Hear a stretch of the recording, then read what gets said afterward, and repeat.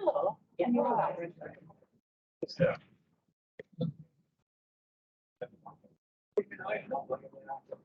We need to call. Send everybody. Well, we're gonna make it easier. She bought it from that. Oh, she's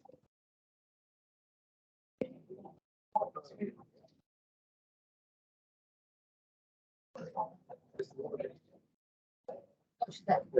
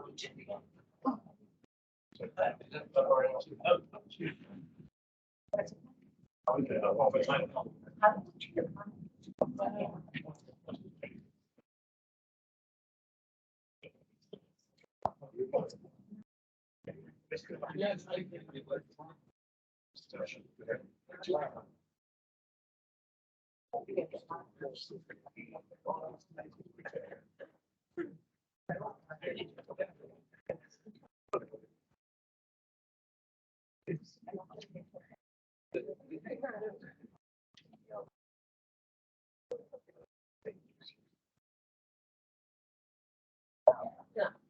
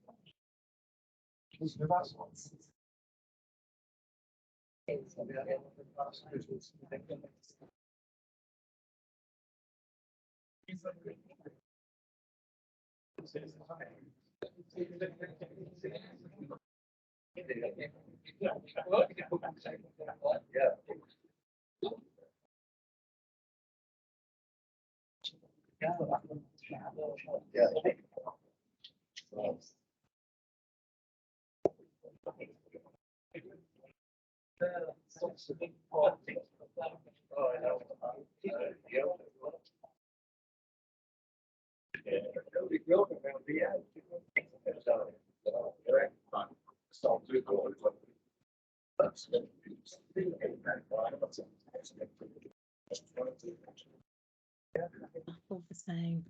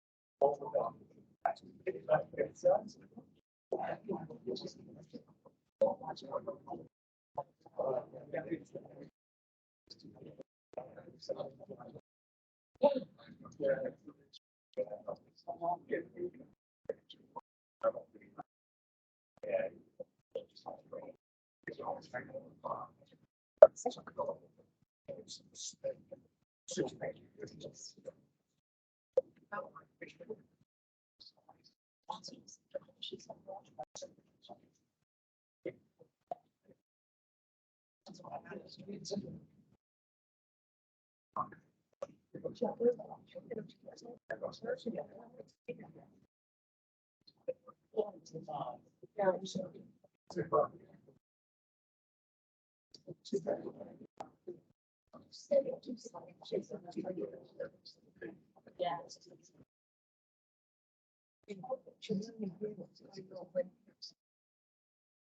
We know. Just check. I think it's the-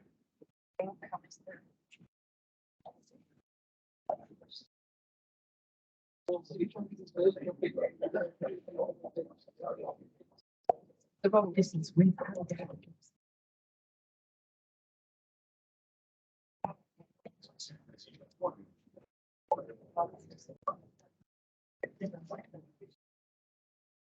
Carlos, please be standing for the chair.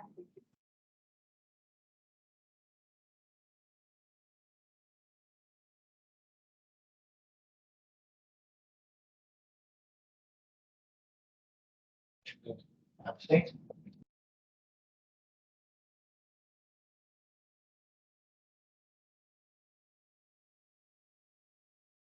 Welcome, fellow members, ladies and gentlemen, to this meeting of the council. Please ensure, obviously, that your mobile phones are ready to be switched on at the end of the meeting.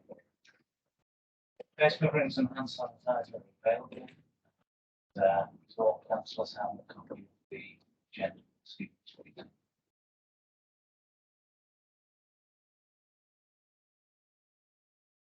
Emergency evacuation procedure, as you know, can be by the door, and then we meet outside the car park.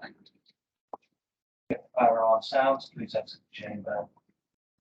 Water coolers are available in the corridor next to the ladies and gents toilets.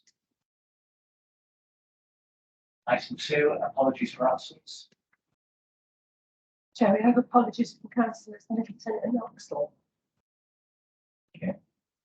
That's a good trick. Thank you, Chair. Councillor Cleary. Thank you.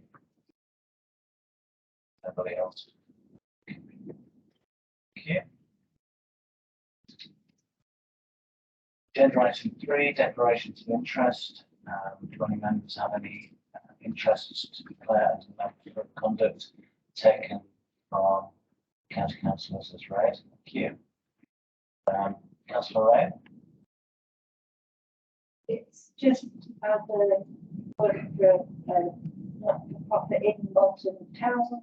It's literally non-pecuniary and non-prejudicial. Thank you. Councillor Clark.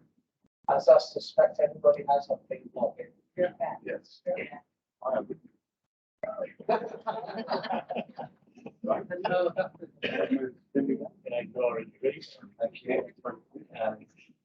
Thank you. Yeah, could you indicate if you've been lobbied by show of hands, please? Thank you. It's not. Thank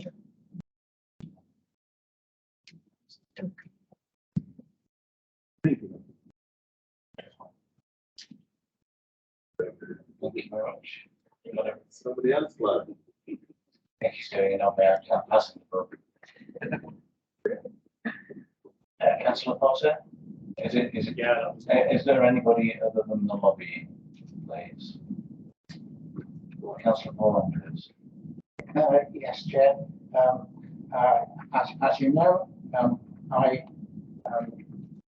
asked the estate if they would like me to put forward this motion, and they said I should.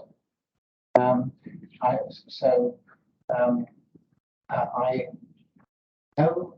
know the estate.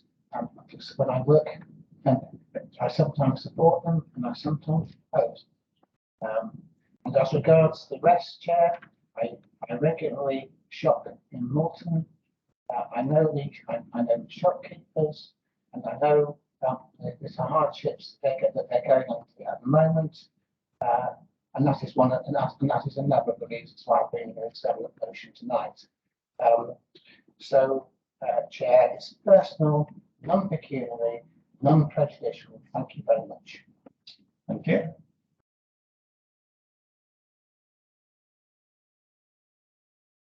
Councillor Mason. Do I declare I've got a shop with Malta? I'm not sure. I don't know. Declare really means the things. We can note it. I think that's just. Thank you.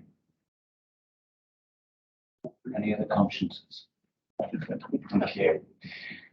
We'll move on to the item 4 for this evening. Before we do hand over to Philip to take this forward, could I just remind elected members that the briefing note that is in the agenda for this evening is an exempt piece of material, so please by all means use it, but don't quote directly from it because it's not obviously in the public domain. So your information.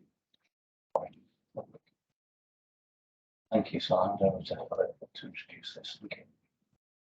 Okay, thank you, Chair, and good evening, councillors. With the agreement, Chair, I just like to very briefly kind of run through the report in front of members, and I will be very brief because I'm sure that members have studied the report in some detail. So very briefly, as Council is aware, the purpose of this report is to consider a motion from Councillor Paul Andrews for RDC to enter into negotiations with the Fitzwilliam at Bolton Estate to sell the Welcome Street car park to the estate, subject to its use being restricted to car parking, with a sale price to be approved by the District Valuer. As the report outlines, this motion was considered by full council on the 6th of October, and at that point it was referred to the next available policy resource meeting. Subsequent to that, a requisition was received from Councillor Paul Andrews, signed by the appropriate number of members, requesting an extraordinary meeting called to consider the issue, and that is the meeting that we're all attending this evening. I think members will have seen the core of the report is really the information set out in section 6. It sets out a quite detailed chronology of events from February this year. And in February, the council received an initial inquiry from the Fitzwilliam Bolton Estate regarding the potential aspiration to acquire the Welcome Street car park. So from February through to this evening, there is quite a detailed chronology set out. A lot of information there. I'm not going to go through step by step.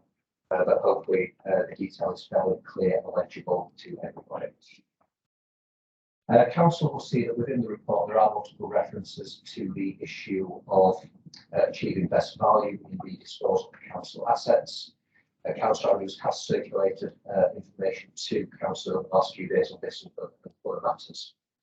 It is accepted, it is set out within the report that an asset can be disposed of for quote unquote undervalue, clear economic, social or environmental reasons, but there is an overarching general requirement to achieve best value.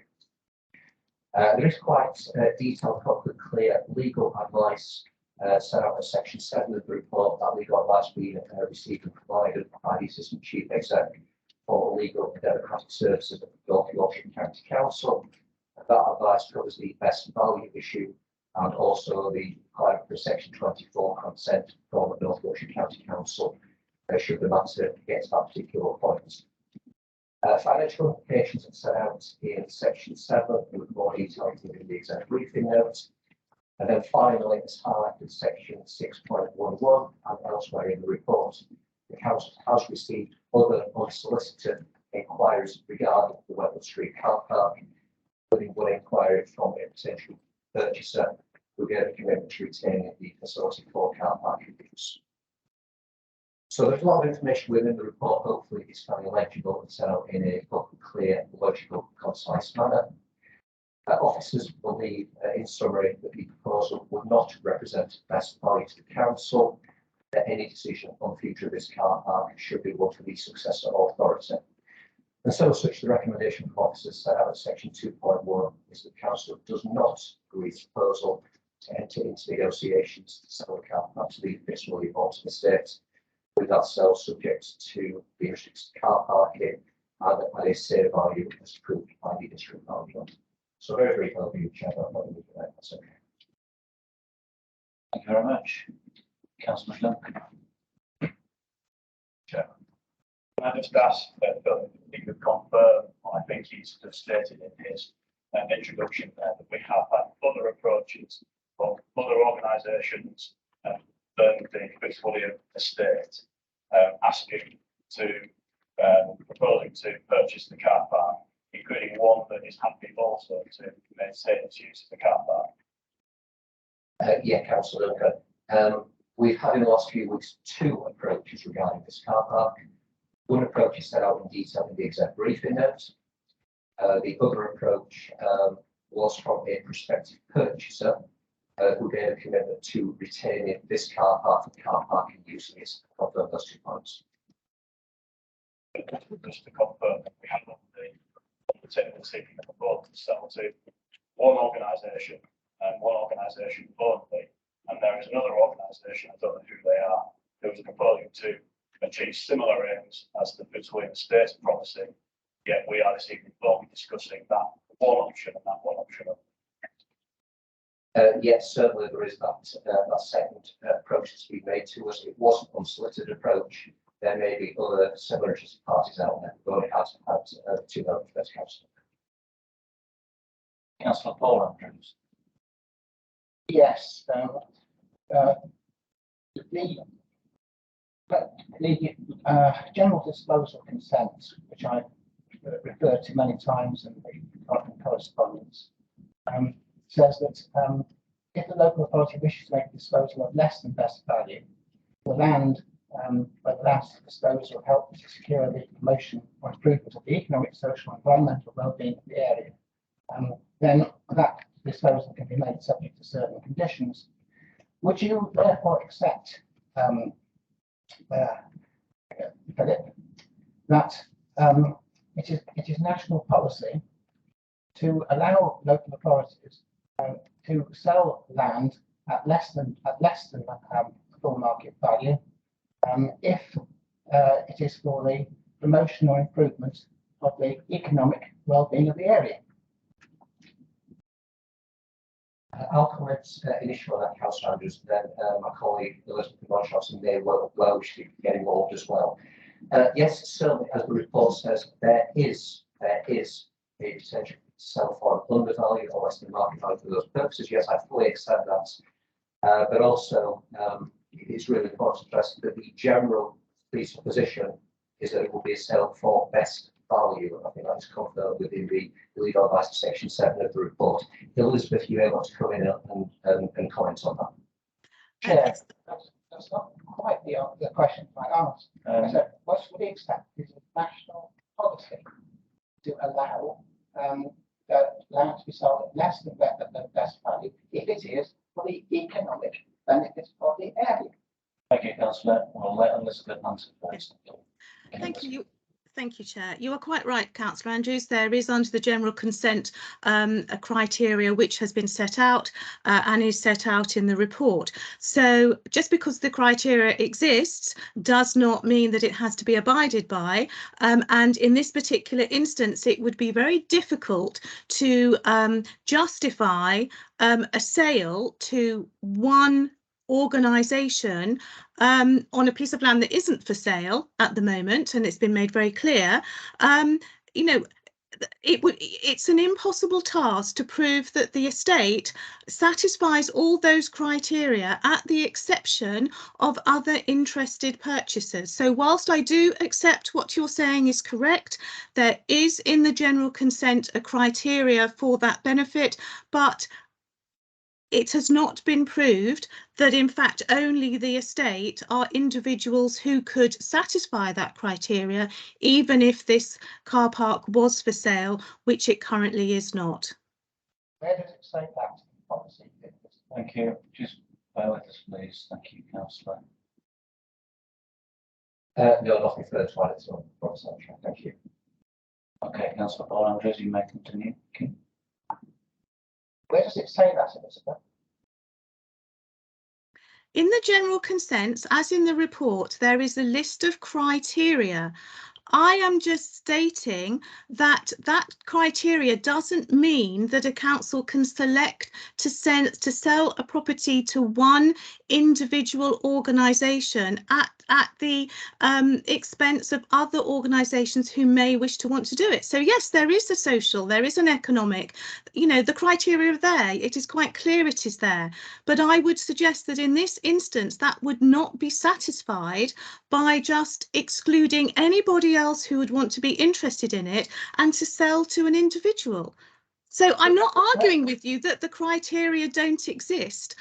I'm just saying that this piece of land is not for sale currently, and if it was, I don't believe that the criteria would be satisfied selling to one organisation. But that is a matter for councillors to decide, not for officers to decide. I am agreeing with you the criteria exists. Thank you. Thank you. I do have Thank you, councillor. Yeah. I do have other questions, Chair, but I'll defer to other councillors until I can come back. Sorry, thank you. Councillor Thackeray. Yeah, I'm not sure whether it's Paul Daniels or Tommy Cooper. Come to these two other interested parties accidentally, coincidentally. Are we sure that council hasn't gone out looking for alternative prospective purchasers just to throw a blanket over this initiative? Because it doesn't look very realistic to me. I can categorically, Councillor Thackeray, categorically, right, underline that point, state. Yeah. These two inquiries have been unsolicited by officers. Okay. That is a very, very How can you prove that? How can you prove that? Are you going to send the documentation with dates on to us to look at? I think we'll take it as read. Thank you for you answer that question. Thank you. Councillor Goodrick. Chair. I just want to speak with absolute clarity that if this council supports the motion this evening, that it will definitely require section 24 approval from the new or transitional arrangements that we have in place with the new authority. If it requires section 24 approval, please. Thank you. Yes, I can confirm, Councillor Goodrick, that this will require a section 24 consent approval. Yes. Yeah. Councillor Mason. Now there's 2 or 3 other people on the table. Do we not have to be tender or procurement law here? If we're doing this beneficially for one organisation, and we're not just opening ourselves up for attack from the other organisation, we're not getting a fair win. And it's not for sale yet either. I think in response to that point, Councillor Mason, obviously legal advice is implicit and explicit throughout the report. I am sure that if you were to choose to actually make a disclosure to one party, and there are other interested parties, those other parties may not, there is a possibility they may take action around that. But of course, that is entirely in their gift, that there is that possibility. Councillor Burr. Thank you, Chairman, and thank you, Elizabeth, for confirming that it's entirely a member's discretion of what we do tonight on this particular item. Best value has been mentioned, and rather than thinking about the most money, should we not have considered best value for residents, towns, etc.? And I would like to ask officers if an appraisal on this part has been done. Certainly, in terms of best value, I fully accept, Councillor, that best value spans a whole range of things. Yes, fully accept that.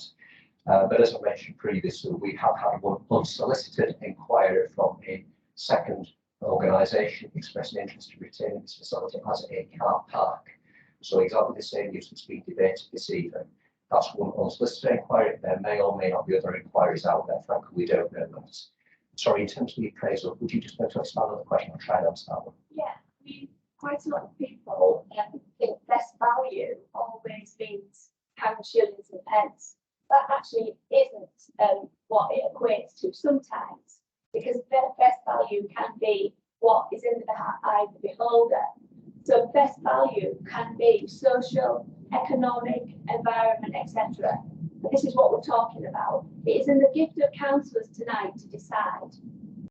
Oh, of course it is, yes, absolutely. It can't be best value money. It's about what is best for that town, that environment, that economic viability. No, you are quite right, best value does span those items. I suppose all I'd say, just to kind of continue in the theme, just very briefly, if that's okay. We would have had, let's say, this one unsolicited second inquiry for exactly the same use of this particular car park. Councillor Dunn. Yeah, Philip, could you possibly tell me, have you had any advice or opinion from Scottish County Council on if you want to go ahead with this or what their feelings about the time? Yeah, on that council document, the legal advice in section 7 is drawn from advice from Barry Carr, the Assistant Chief Executive for Legal and Governance on Democratic Service at NYCC. There would be a requirement expected to go through section 24 process, and Barry uses advice with no reference to best value of the associated issues. Councillor Ray. Thank you, Chair. My interest really here tonight is that Brentford Street car park remains a car park for the town, for the villages that come in and find it difficult enough as it is. So the hearing tonight for the first time, there are the people interested in keeping it as a car park. Has come as quite a shock. And we've had all this information which I've read with interest in order to for the car park to remain a car park and not to be sold off to a developer that will change it into what they want. Would it not have been an idea that the councils here would have been given an idea that someone else was interested? I don't know, excuse my ignorance, but this has come as quite a shock to me. My interest is it remains a car park in a way, whoever has it. But that, you know, that's to me what it should be for Malta. Well, the two inquiries we've had came in October and November. So the officer assumption, it is an officer assumption, is those inquiries were stimulated by publicity around the previous motion. So let's say that was only speculation. I can't say that definitively, but those two inquiries did come in October and November after the motion had come to count all there was publicity around the motion. So we're assuming that was the reason why those inquiries came forward. Councillor Goodrick. Sorry. Councillor Wren, do you want to come back on that? Do you apologise? Sorry, thank you. I understand that, but I just feel that I would have liked to have known before tonight, have an email or anything to say there has been other interest. As representing Bolton, because that's my ward, I would have just liked to have known. It was October that these came in. We're now in December. That's all I'm inquiring about. Thank you. Thank you. Councillor Goodrick.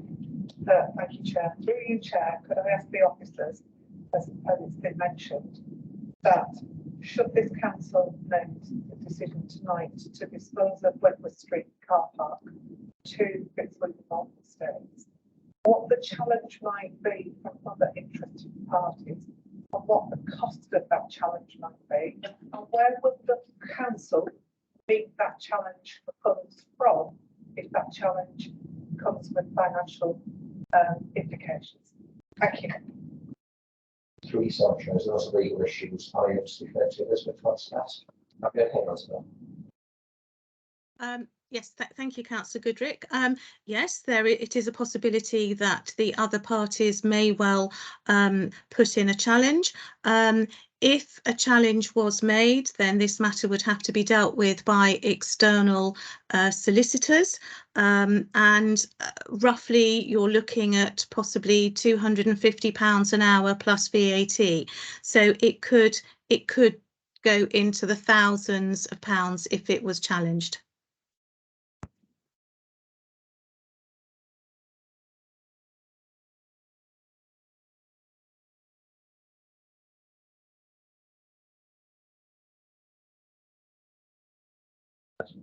I'm not sure Elizabeth heard that, Councillor Goodrich.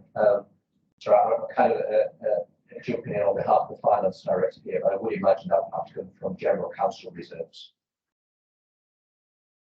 Okay, Councillor Mason.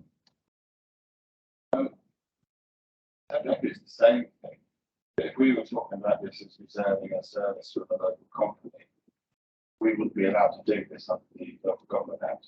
It's as simple as that. Now there's two parties involved. I think this is a fundamental problem. I don't think we can realistically make this decision. If we're going to put it for sale, I do believe this is going to be public tender. If there's more than one interested party, it has to go to public tender. Otherwise, yeah, it's just a question. Is it same as you would treat a procurement for a service by selling assets of the council to a local company? Good question. Elizabeth, would you mind coming in on that just to verify what we do? I'm having difficulty hearing this evening, Chair. I think I heard this in terms of because there are other parties, it was a decision that can't be made. The decision that we're looking at this evening is about whether a decision is made to enter into negotiations to sell the car park to the estate.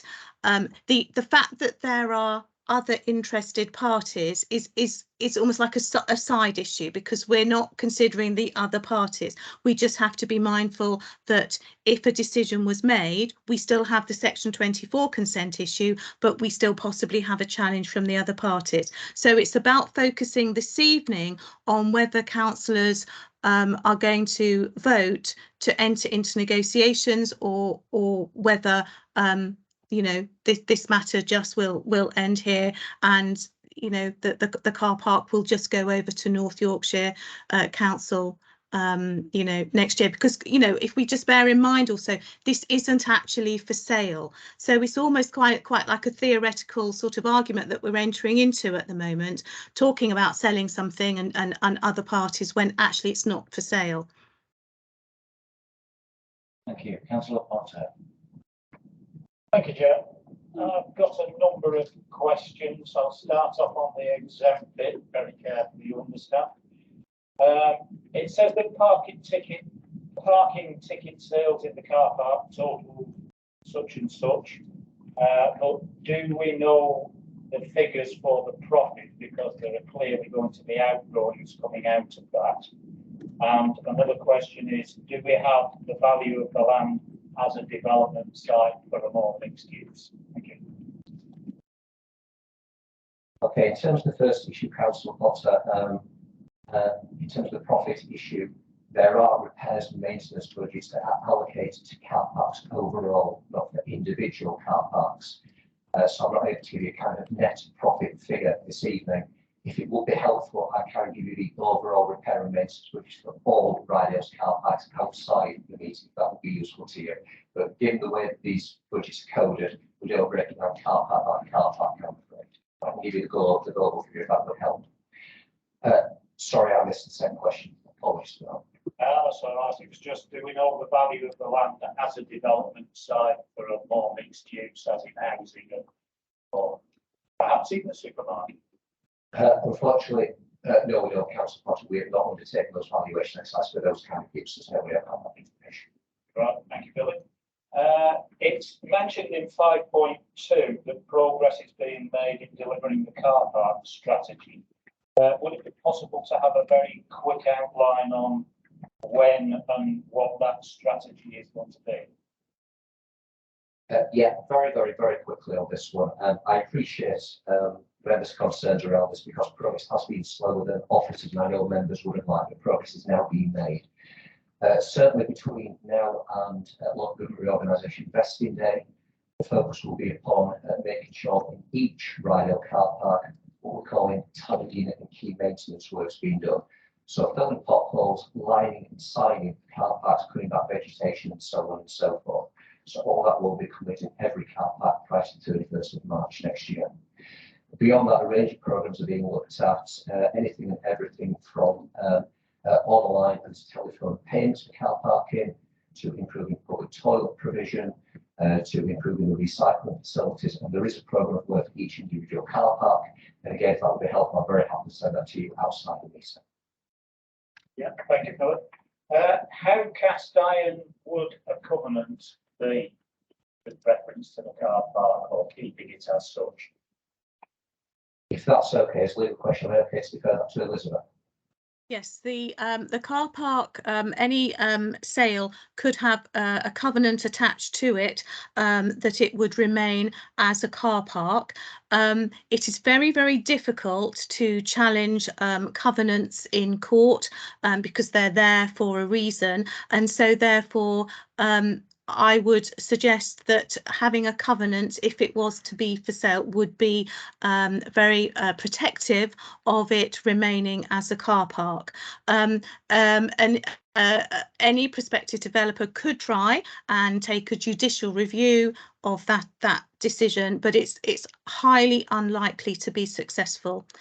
Covenants, restricted covenants, are there to be maintained and to protect a legitimate business or other interest. Lovely, thank you. Right, I'm down to my last two that I'll ask together. Can you estimate how much extra officer time will be involved if this is passed, other than appointing a solicitor? And is there any idea of the approximate cost of a solicitor to do so? In terms of estimating officer time on this, Councillor Potter, I really wouldn't even like to hazard a guess on that. In terms of solicitor costs, it may be the same answer, Elizabeth. It would be considerable, and also it would depend on whether at that point any other challenges were made from other parties. So could be 10,000-20,000. Could be as much as that. Thank you, Councillor. Elizabeth, can I just ask about the covenant? We set a time frame on that, or is it just ongoing? No, it'll be ongoing. Yeah, it will be in perpetuity, the covenant. Yes. Thank you. Councillor Clark. Yeah, I'd just like to ask what the negotiations that we would be going into, what they would entail and what the potential results of that would be. We'd agreed on a price, for example. Is that then going straight into a sale, or is that coming back to full council, or is that going to committee, or would we get a report at that point? What would happen at that point? If you made the decision this evening that we were to enter into negotiations with the estate, then obviously we would have to involve our Section 151 officer and North Yorkshire County Council at that point. Because it would have to be subject to a Section 24 consent, this would inform how we would negotiate, really, because the ultimate decision would then be made by North Yorkshire County Council. So I can't be quite specific on how we would enter into negotiations. Obviously, the motion says that the district valuer would give a price, etc., etc. But because of the demise of Rydale District Council and the Section 24 consent, this would be quite a detailed process, and it would have to be a discussion that would take place also with the Assistant Chief Executive of Legal at North Yorkshire County Council, because it would be something that would ultimately be their decision. Councillor Paul Andrews. Yes, Chair. First of all, Elizabeth, you've been advising district councils for a long time. I expect you've been involved in litigation of this kind. And is it not correct that if there was a legal challenge, if we made the decision that I want the council to make tonight, and if there was a legal challenge, then the estate would have to be joined in as a third party? And is it not correct that if that happens, the usual advice that is given to district councils by their solicitor is to simply offer no defence and allow the matter to be debated and adjudicated and fought out as between the estate and the third party. So the council doesn't. So the council's expenses are pretty well minimal. Is that not correct? Well, I would beg to disagree with you, Councillor Andrews, on that. I think this is a much more complicated issue, and you know, we have to protect the council, and we also have to be mindful of our obligations under our Section 24 consent, and we also have to be mindful of any other challenge of other organisations. So I can't answer your question directly because it is too simplistic for me to make that decision.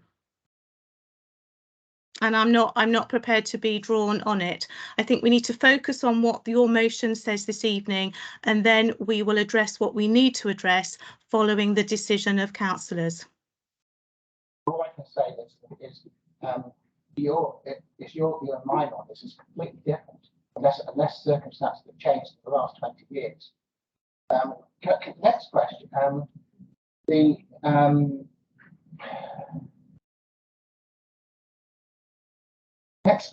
next question relates, I think actually it's for you, Philip. Would you confirm that retaining Lempton Street car park is consistent as a car park is consistent with council policy? What I will confirm, Councillor Andrews, and it does refer this quite explicitly within the report, is that thriving, vibrant market towns are a key priority for the district, and clearly Malton is one of those.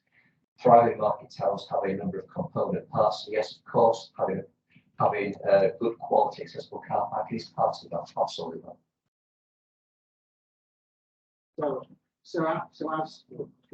So as Lindsay says, that when you're talking about best value, that has to be taken into account.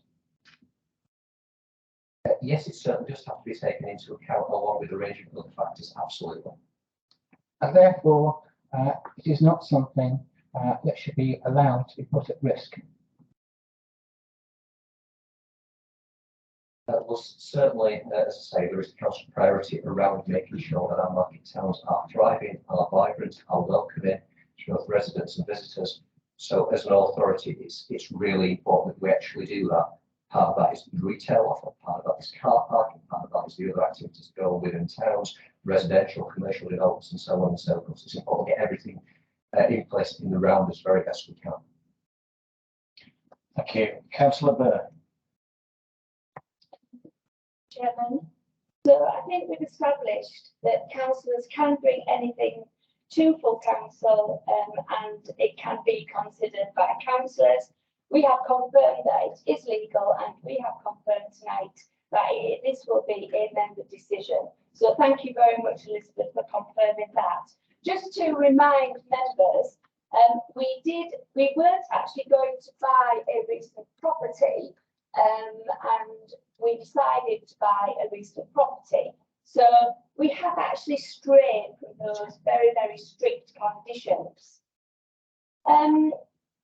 The thing that I am worried about is my question to you, Philip, and I sincerely hope that you can answer this.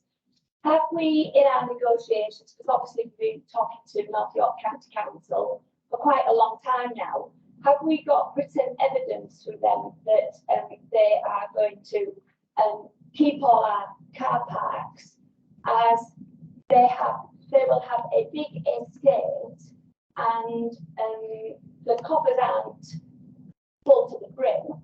So I just wondered what they are thinking about regarding car parks. I'm sure you'll have a steer of what they're thinking about.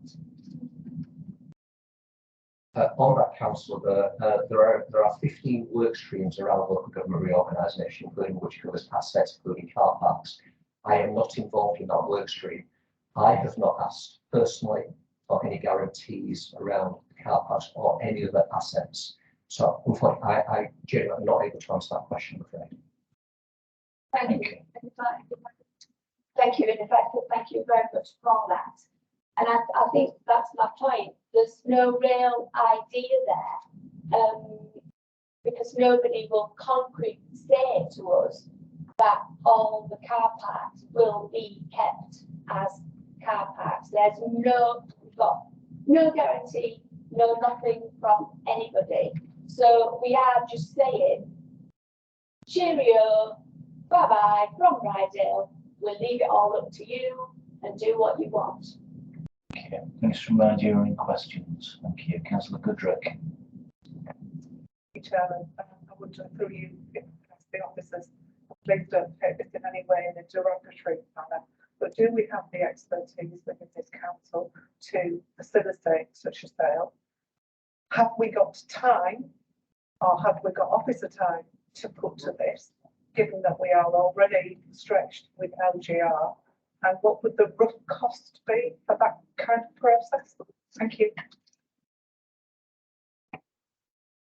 There's a lot of legal issues there, Elizabeth, through the chair. Are you okay to start off with that, and I'll add any other bits then? That'd be okay. Yes. Well, obviously we have a shared legal service with North Yorkshire County Council. So if there was to be any disposition of land, then there would be an expectation that they would deal with that. We wouldn't necessarily employ external lawyers for a sale. I don't know what extra the cost would be, because it would be above and beyond our SLA agreement. So I'm afraid I can't answer that this evening. I'm sorry, Councillor Goodrick. The other questions about capacity within the organisation. I'm sorry, I can't quite hear you. Capacity within the organisation to fulfil the obligation. Do we have the capacity in the organisation to fulfil such an obligation, Elizabeth? Thank you. Well, I think that might be a question for Philip to answer in that regard. Yeah, that's fine, Elizabeth. I think Councillor Goodrick is probably fair to say we probably do not have capacity in-house. As Elizabeth mentioned, we do have an SLA for legal services with County Council, that this will be outside, so this will be an additional ask of them, which no doubt will have cost implications as well. Councillor Mason. Two questions. One, if we enter negotiations with Fitzwilliam, do we have due diligence or negotiations with other parties? And the second question is, can this happen to any piece of our property across the estate? So workshops, other buildings as well. If somebody comes in with an offer, we have to enter negotiations with them as well. Philip, do you want to answer that one? Yeah. Certainly in terms of the last point, Councillor Mason, the officer advice, should there be other assets, buildings, premises, industrial units, would be exactly the same as the officer advice this evening, I would suspect. Sorry, I missed the first one. Apologies, sorry. First question was, if we're entering negotiations with Fitzwilliam, do we have due diligence to enter negotiations with all parties? Sorry, Philip, carry on. Sorry, Elizabeth. No, We'll come back into the officer advice within within the paper. The officer advice is that we should not do an off-market sale to one identified purchaser. So if members wish to go down this route, and obviously that is very much a member decision, the officer advice would be that it probably should go, or it should go forward as an open market opportunity. Okay, Councillor Clark. It's a question for Elizabeth, really, I think. I think, without wanting to steal anybody's thunder, one of the main concerns is that it's going to no longer be a car park after it's been handed out to North Yorkshire. Is there a robust way of forcing the car park to remain as a car park without selling it? Is there a way that we can actually force that to happen going on into the future? I think that would be a negotiation that we would have to have with North Yorkshire County Council in advance of vesting day to determine whether, as a council, we could put a covenant on the piece of land itself. I'm not sure about how we would go about that with the council, but it would be something that we would have to have a negotiation on. I mean, as Philip said, we haven't had any discussion because we're not involved in those work streams in terms of intentions. So I can't answer any further than that, I'm afraid. Councillor Paul Andrews. Two questions. First of all, with regard to section 24 consent, before that can be submitted, all the circumstances of what's been submitted would have to be included. So the negotiation would have to be complete, wouldn't it? You couldn't submit an application for Article 24 consent unless you'd actually completed the negotiation and put it before the county council, couldn't you? Well, there is actually a very small term in the structural changes order where in very special circumstances a section 24 consent can be requested in advance of further negotiation. So I think we need to determine what the decision is this evening to then be able to formulate a way forward as to how we would deal with this matter.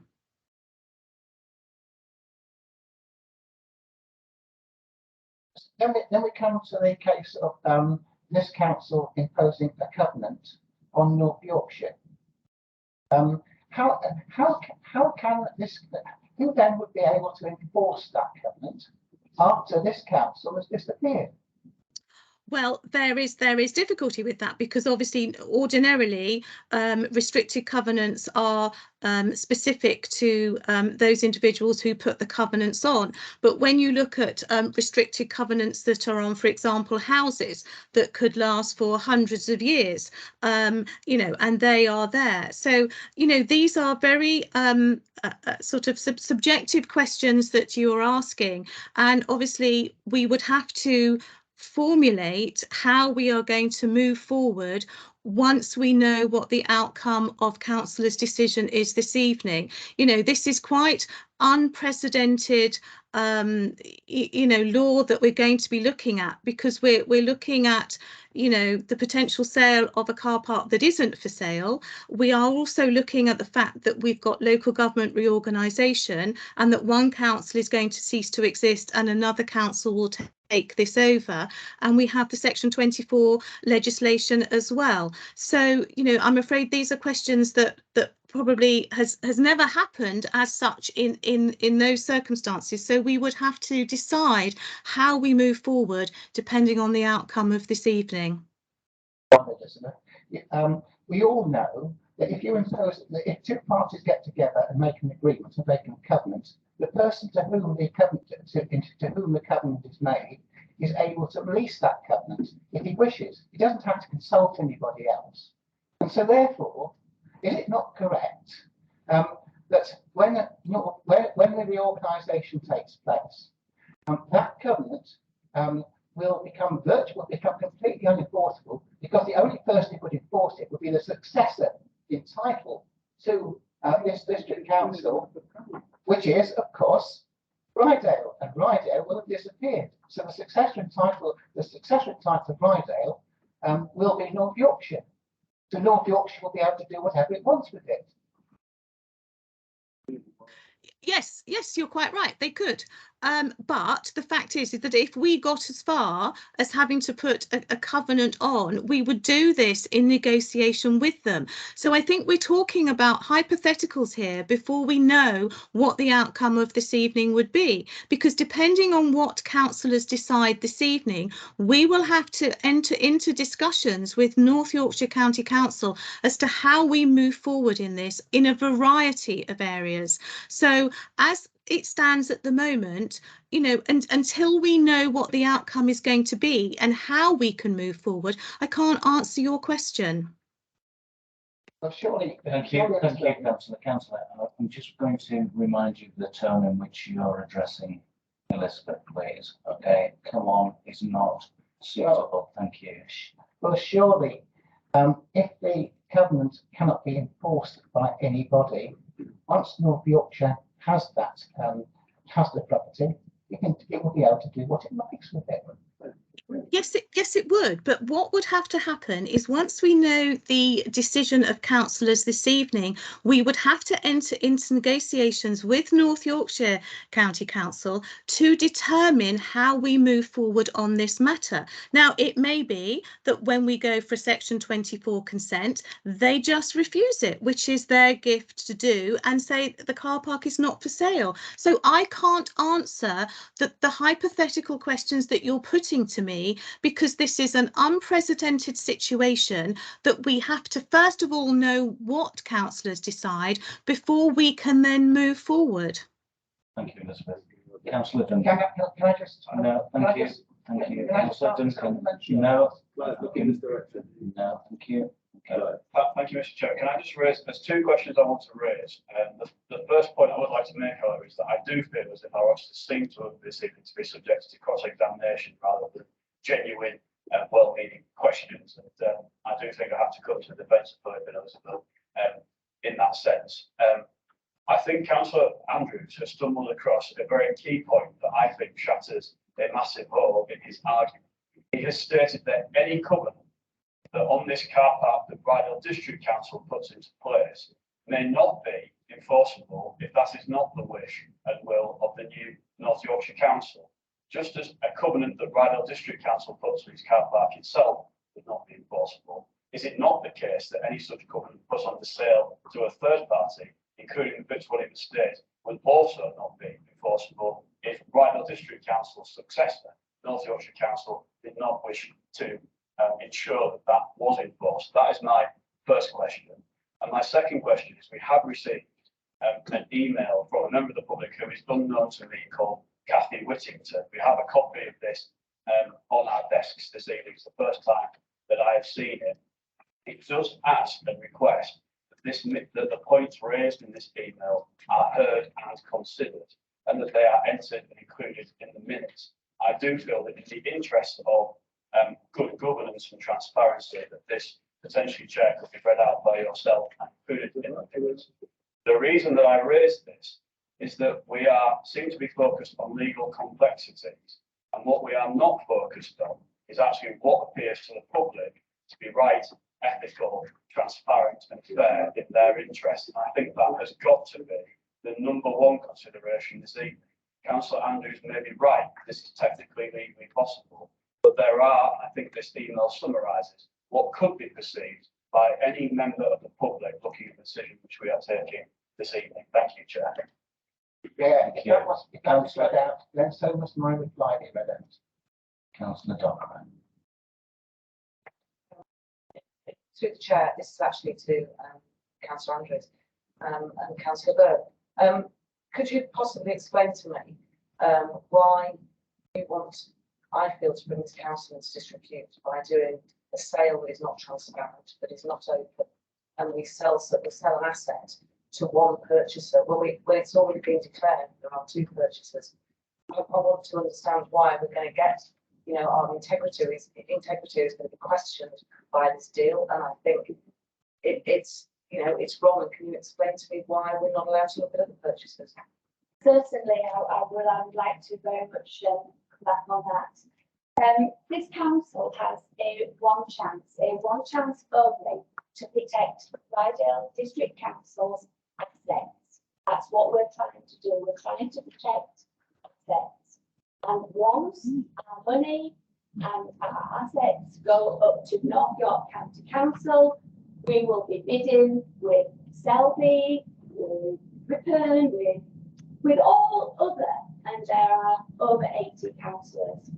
So this is our last chance to try and preserve something, our last chance to do the right thing, to try and keep the money in Rydal. It's Rydal taxpayers' money and Rydal taxpayers' facilities. Now, if we are to protect our towns, our economics, everything about it, then we should stick up for Rydal. If we are more than happy to let it go up to North Yorkshire, everything, our money, our assets and everything, then that is absolutely fine. I will be able to sleep at night knowing that I did my best to keep everything in Rydale. However, and it's a big however, what can be said about us is that we tried, because what I feel is even if tonight we put this through and say the economic viability involved, and I think that it's a good thing to do this, I do believe that it will be stopped and it will be blocked and it won't happen anyway, because North York County Council will say that we don't like that. You Rydale District Councillors, we don't like it. Yeah, well, Councillor Duncan's nodding his head, he's on the executive. So what will happen is that they won't let this happen, and they will promise an awful lot and deliver very, very little. So I think tonight what we're trying to do is grapple, and it's a very, very hard decision whether we actually say you can have the lot, you can take over, you can do as you want, because there is only Councillor, can we answer the question, please? because there is only a few of us on the council. So I'm more than happy to answer that. And if you come back, if you come back, You've spent 2.5 thank you. minutes If you doing come back, anything but answering if questions. you come Thank back, you, Councillor, thank you. if you come back and interrupt me, I will come back and I will come back because I have answered the question. This is what I am doing. So I will keep coming back if that's what Councillor Dockra Councillor, wants. thank you. Councillor Thackeray. That's Chair, the question. Councillor Thackeray. The chair was addressed to myself and to myself and to Lindsay. I want to come back. Councillor. Yeah. There is no suggestion, Councillor Dockler, that anything should happen which is not transparent. What goes, this meeting is transparent. Everybody in this meeting is recorded and it's in public. When after the negotiations are completed, Councillor, can you turn the microphone? Thank you. after the negotiations are completed, if this motion goes through, again, everything can be made transparent. If the officers want to bring anything back, they can bring it back. If members want something brought back, it can be brought back. There is nothing that we're doing which the public will not see. What was the other part of your question? Oh yes, reputation. I think I'm quite happy to defend myself in public, and so should this council should be very proud of defending its reputation in public if it is seeking to protect the residents of this district and to look for the future. Thank you, Chair. Thank you. Councillor. Well, we're not in debate yet, are we? So I've got other things to say when we get there, but it's almost been said, but in my own words, and this is through you, Chair, to the officers and especially Elizabeth. If the motion is carried and members vote to enter into negotiation with Fitzwilliam Morgan Estate this evening, can North Yorkshire County Council simply block the process? Because if that is the case, I would be very interested to know why we're here. Because it seems perfectly intentional that the how I describe these individuals, the new members of North Yorkshire Council will have their way, and we are being dictated to already, and the future is set. We have no control, we have no voice, we have no vote. We are in the way, basically. We are the troublemakers and we are meddlesome. And I hope that the troublemakers and the meddlesome, after the Rydale disappears on the 31st of March, will be ever the more vocal, and I will sell tickets for North Yorkshire County Council, gigs to go and listen to Councillor Councillor Duncan sing his songs, and let's hope we can give them serious trouble once they get there. I hope everybody will vote for that. Thank you. Was there a question there, Councillor? Possibly not. Councillor Goodrick. Chairman. I just want to endorse what Councillor Duncan has said about the lady who sent in this email. I think it's really important. I think we have an issue here where there is a question about our transparency. Despite what Councillor Andrews has said, the public clearly thinks there is a transparency issue and we need to address it. Thank you, Chair.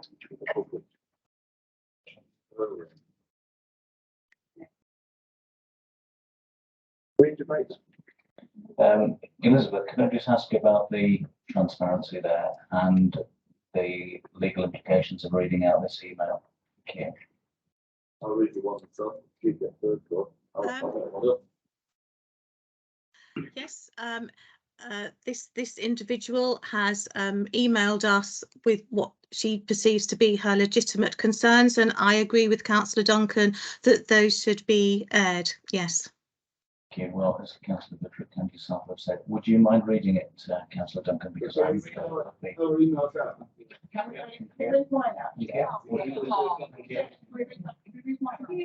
you. I would just reiterate again, I've not seen this email until I came to this meeting this evening. I do not know who this individual is, and I do not necessarily agree with this. Thank you. Just 1 second. Thank you. It's turning into the livestock market, I think. What kind of animals are? You've got Councillor Andrews' reply to it. Can we not just sit and read it for 2 minutes? I don't think it needs to be out. It is asked if it can be put into the minutes, so it will be on public record. Okay. Can we not just read it out there and read That's it a fair point. That's a fair point. Yeah, I think in terms of that is going to save a lot of time and is much more respectful, I think, of council time, or due respect to Mrs. Lawrence Whittington. Thank you. I've made raise one point, which is there are 2 members of the public here this evening. Other members are not here, but I think members of the public will have an interest in the outcome. And I just have to make the point that the recording of the last meeting that we had last week is still not available to the public to watch. There has been significant delays in the processing of that footage, or at least that was the latest that I heard. So I do think that it's important that when that recording is made public, that the full recordings of what has happened here are made available, because I think we're just adding it to the minutes. It does not seem to me to be. It'll be in the minutes, won't it? Public, so it'll be in the minutes. Sure. Okay, I will give you a couple of minutes to read through those documents. Thank you.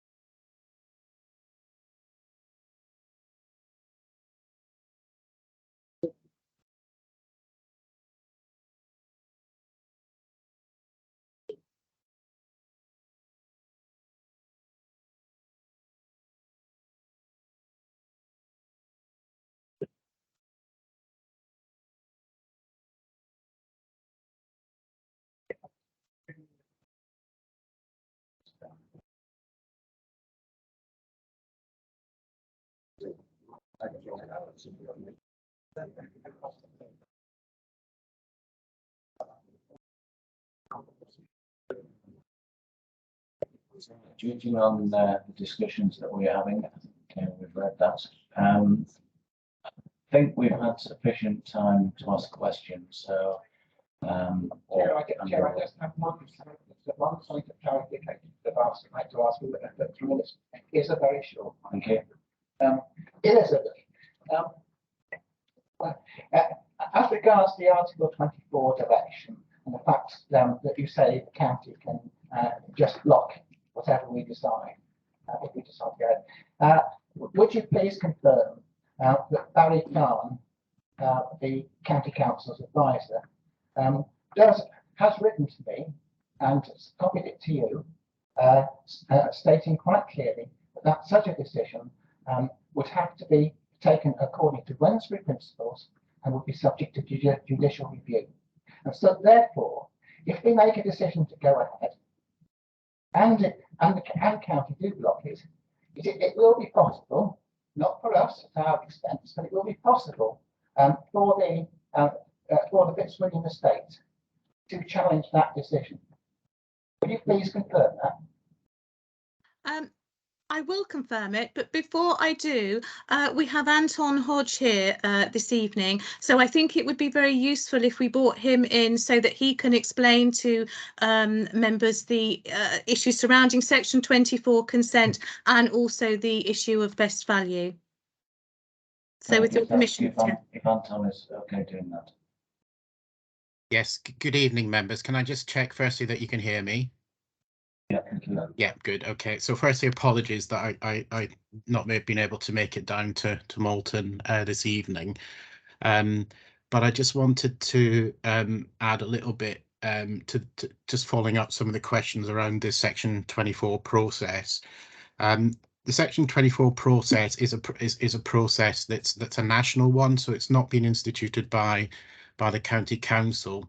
And the way it works, and apologies if you know this, but each district where it's made a decision or wants to take a decision above certain financial thresholds will require approval to proceed with those decisions. And the way it works is the proposal initially goes to a group of all of the Section 151 officers. So I'm part of that. And I would be presenting this were it to happen on behalf of Rydale, and I would be having a discussion with the Section 151 officers of the districts and of the County Council. And then any view from that group would then go on to a decision made by Gary Fielding in conjunction with the executive member at the County Council. So just to give some reassurance, that doesn't automatically mean that things are blocked. In fact, we look at Section 24 proposals from the districts on a weekly basis, and by and large, they are approved. However, there is a fairly rigorous process that comes from all of the Section 151 officers, and this, I think, plays into some of the discussion that you've been having. So, for example, I would expect some of the questions I would be asked would be, firstly, why are you selling off a car park that's bringing in new income? And where's your business case for doing that? So the paper does suggest that we would need a robust business case to do that. And that would be helpful, as is suggested, it's helpful for you in making that decision, but it would certainly be helpful for me in making this proposal to fellow Section 151 officers. So, and that would cover Councillor Potter's question, I think, around the net surplus that we receive. So we would need to go through and show what income, what net income would be lost by selling off the car park. The second point is, and again, this has been touched on, and I can only imagine, because I'm basing this on the experience I've had over the last few months of going through dozens of these requests from all districts.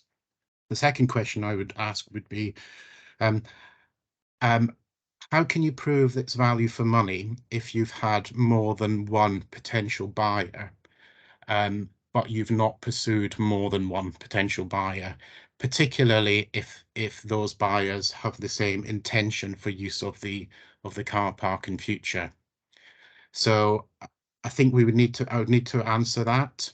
And I would need some kind of robust view as to why we hadn't gone ahead and looked at other potential offers that may or may not be on the table.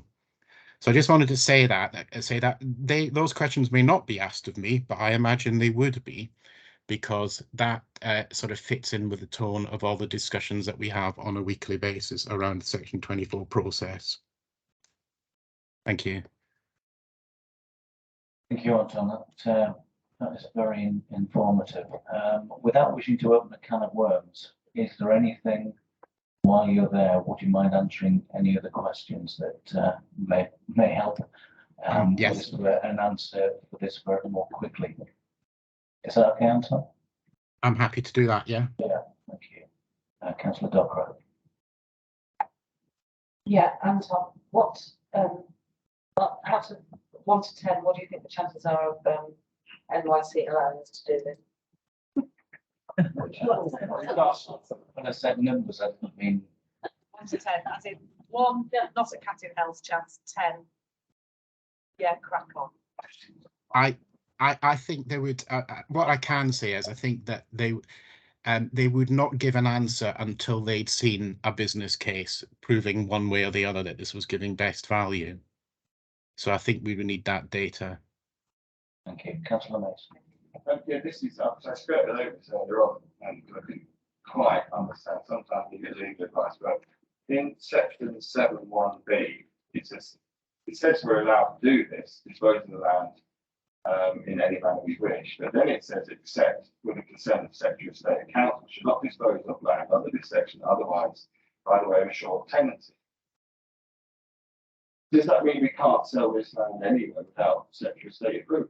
That's the bit I can't quite get my head around how we do this process anyway.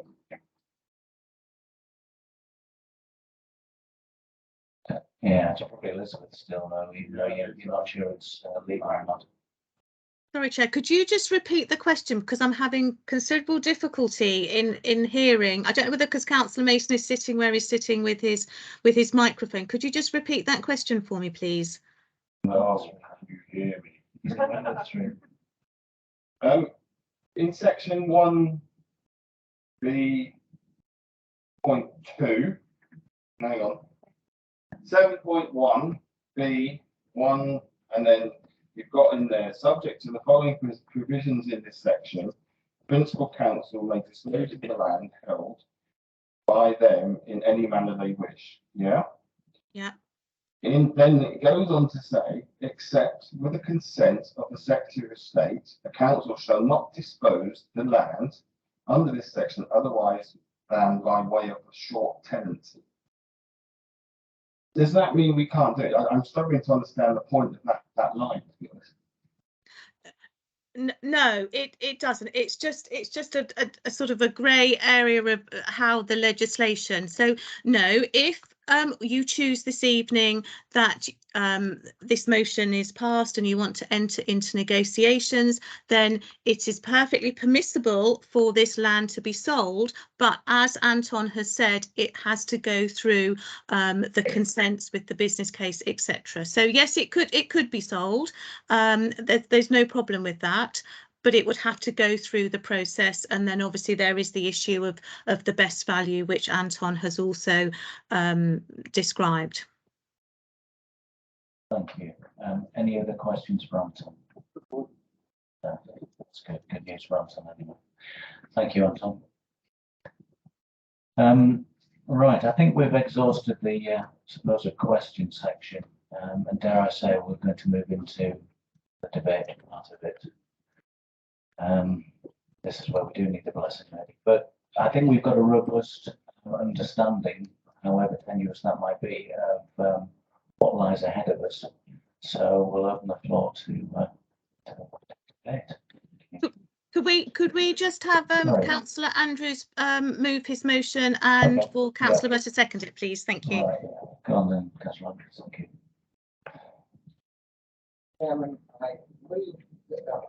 I move the motion. I'm trying to find it, read it out. So,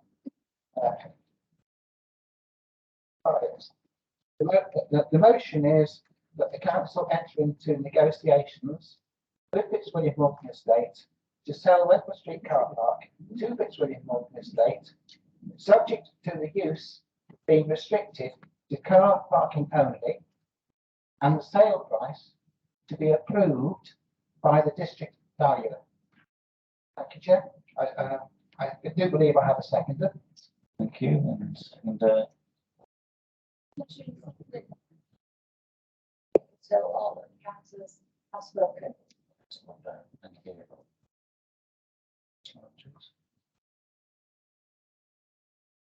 Yes, Chair. It's important members to understand what this motion is about. I think I'll sit down. May I sit down, Mr. Chair? This is not about developing the land as a site. It is about keeping Went Street car park available to the public as a public car park. It is not about making the maximum amount of money out of the sale. It is about keeping the land out of North Yorkshire's grasp, so that they cannot make it part of their asset stripping programme. It has nothing to do with giving the land away at a knockdown price. The estate will buy the land at market value as a car park. They will also agree to cast-iron covenants which will give the council the uplift value should the land at any time in the foreseeable future be used for a purpose which is not car parking. And they will protect that by a restrictive covenant. The motion asks the council to authorise the officers to negotiate. It does not seek authority for sale. The officers can bring the matter back to members at any time. Now, if anybody has any doubt that North Yorkshire County Council, if anybody thinks North Yorkshire County Council should be left with Wentworth Street car park, I think we ought to look at their record.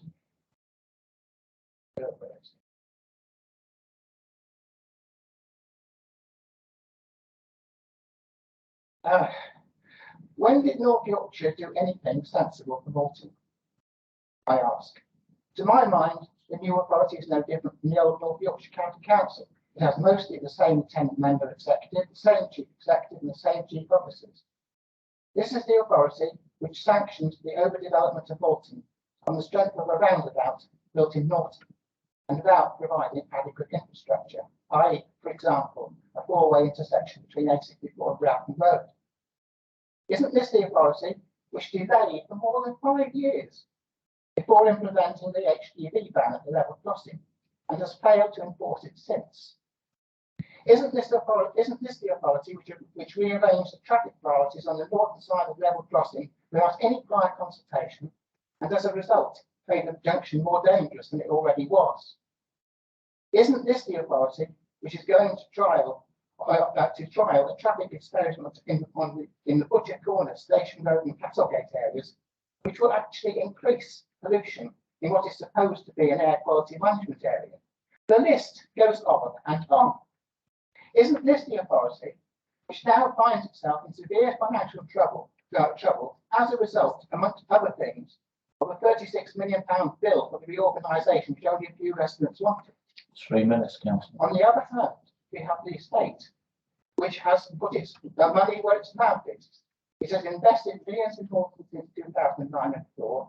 They have restored the Sawwood Hotel, restored and redeveloped the Talbot Yard area, carried out restoration works to other buildings in the rest of the town, provided new housing in flats and club shops, taken over the marketplace car park and made it free, provided other free public car parks, set up a community interest company to run those car parks, and put on food and other festivals to get new business into the town, as well as to provide grants to deserving causes. Thank you, Councillor. Do members really want to leave the car park to North Yorkshire to dispose of or do what they will of, or are they going to give Moulton a chance by leaving it with the Fitzwilliam estate, which has a vested interest in keeping it as a car park? Thank you.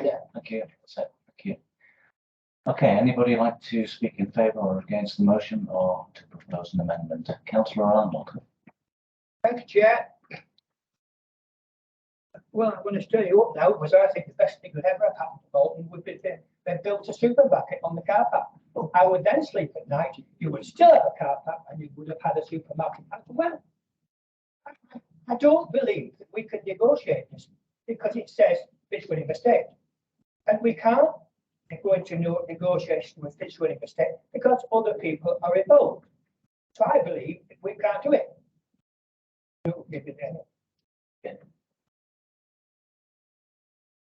Thank you. Councillor Foster. Yeah, thank you, Chair. I'm going to quote from a couple of bits from the officer's report. One on 3.3, because to do so would compromise the requirement to achieve best value for the authority. Why? Isn't that what negotiations are for? Best laid car park is now on best made by North Yorkshire Council. But is it in the best interests of Rydale and Malton? In 4.1, the normal way to achieve best value, as Councillor Burr alluded to, best value does not mean most money or greatest financial benefit overall. There are other things around best value. An open market sale based on use of one as a car park or two development value. It's two different things. Off-market disposal is made direct to an identified purchaser. That is a fair point. It's not helpful having a single bidder, if that's what you want to call it, but surely it's open to bids for the same conditions, i.e. with a covenant for a car park. In 4.2, it says about dispose of an asset for an undervalue. But why undervalue? Surely we're looking at the fair value for a car park. So, do I trust a private company with a known financial interest in the prosperity, vitality and viability of Malton as a community hub? Or do I trust North Yorkshire Council, who will have a huge financial deficit and who are attempting to stop Rydale money being spent or even ring-fenced for Rydale infrastructure? Can North Yorkshire Council be trusted to not sell off the public assets of the former districts and boroughs? I've seen or heard nothing to engender that trust, unfortunately. So I am, however, mindful of the precise wording of the motion, which says that the council enter into negotiations with FME, subject to the use being restricted to car parking. That to me is a key issue. And the sale price to be approved by a district valuer, which as far as I can understand, would be a fair value as a car park. Hopefully not for mixed use or for yet another supermarket. Would be a six. So, thank you. Thank you. Councillor Ivy. Thank you, Chair. I've sat with my little group of 5 independents, and we sometimes follow the line of our leader. However, I'm probably the one that sometimes is not the lackey that does follow instructions. However, I've sat today and considered the motion of Councillor Andrews, and I've come to the conclusion that it's a very sensible motion. I'll put my glasses on because I've made notes and I can't see what I'm saying. And the motion is really purely an attempt to ensure that there is a guaranteed car park at Wentworth. And we talk about bidding and negotiation. The negotiation would be purely to preserve with a covenant the car park. At the district value, there's no such bidding because he will tell us what the price should be. So if the buyer is willing to enter into that situation, we should be quite confident that we will get their price. It seems if the motion fails, we will have no guarantee, and I think we've listened from our advisors, we will have no guarantee that the Wentworth car park remains a car park. None at all. And I think, you know, the town and the shopkeepers and the people that we all represent, they want stability. And I believe this would give stability rather than insecurity. And therefore, I would support the motion put by Councillor Andrews. Thank you. Thank you. Councillor Goodrick. Thank you, Chairman. You know, I'm looking at this and wondering why an elected body would give up its sovereignty of its car park to an unelected private company. That's the first thing. The second thing is, I'm actually almost at the point of wanting to move an amendment. And whilst I don't want to undo Councillor Andrews' proposal, what I'd like to do is they're subject to a financial and business case being brought, and it being brought to P&R for examination. Thank you, Councillor Keel. Thank you, Chairman. Yeah, I'm going to do what Councillor Arnold done, put my head above the parapet a bit on this. We've heard an awful lot of car parking underneath car parking in Malta, but actually I think there are other needs, and they do match the sort of social needs, the community needs that we have in Malta. And so my basic question is, do we actually need a car park of that size in Malta? My experience of it is that it's unless it's a festival weekend, it isn't full. And so do we actually need to be getting so obsessed about retaining a car park of this size? By taking this action in the motion, we would be absolutely saying, yes, we've got to have this car park. We wouldn't be looking at other options. And I think there are real needs in the community that we should be looking at apart from just car parking. So we have a shortage of social housing. We could be, well, not us, the new authority, whoever a purchaser of this land, could be looking at that. They could also, additionally, we've got an increasingly ageing population in Rydell, and they need suitable accommodation as well. So perhaps we shouldn't be quite so obsessive about just car parking. If we sell it, if we were to enter into negotiations, or not sell it, we would be rendering it useless for other purposes. But we do need to retain some of it, perhaps, for car parking, but it is a very big space, and we could retain a section of it for parking. But I think the rest of it should be put to other uses, and I say again, meets that community need and meets that benefit that would come to our residents in Rydell on the back of doing that. Because I did take something of an exception in one of the responses that we had, where it says we would be opening it up to the wrong kind of development. So, I asked the question, is social housing one kind of development? Is accommodation for our elderly residents one kind of development? I don't think it is. But I think we should be slightly less obsessive about just car parking. There are other aspects, we've already said, the social benefits to the community, but there are other things that we could be doing with this piece of land, or the new authority could be doing with this piece of land. But I think we should also bear in mind when we're making decisions this evening. I will be supporting the motion.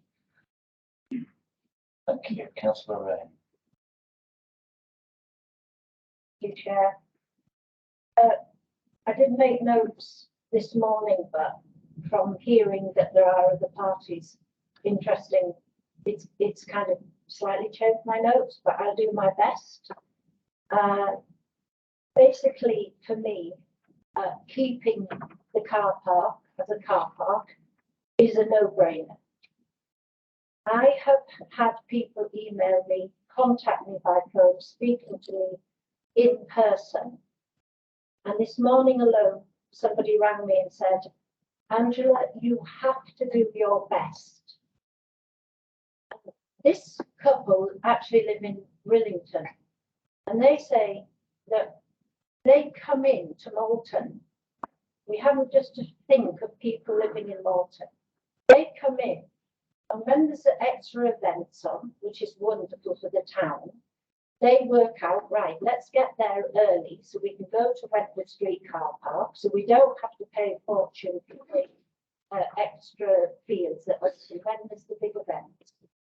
And they said, if that car park wasn't there, they wouldn't be able to come in to these events, enjoy themselves.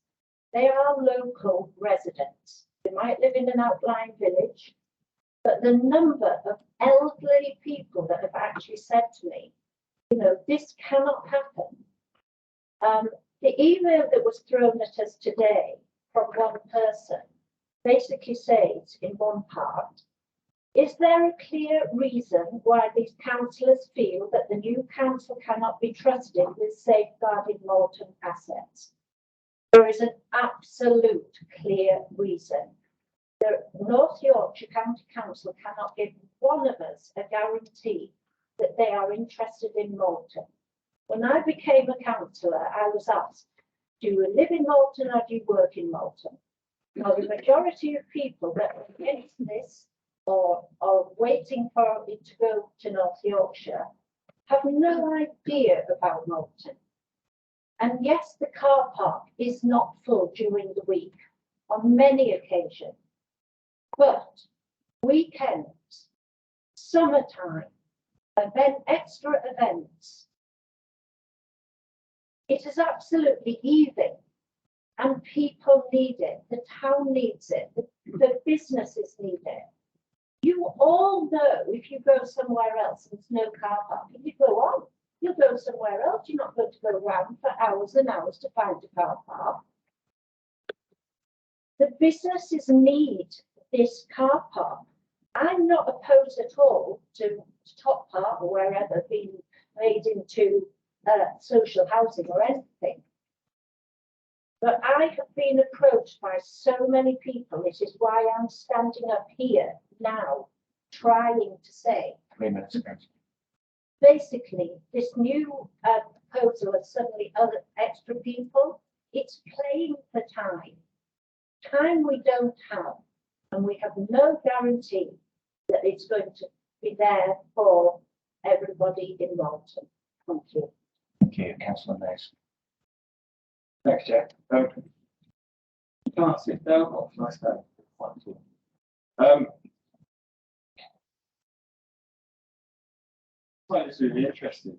I think Caroline's got a really good point, actually, is normally if you're going to pitch something, you come with a full business plan and a pitch to the selling party. That's generally what would happen.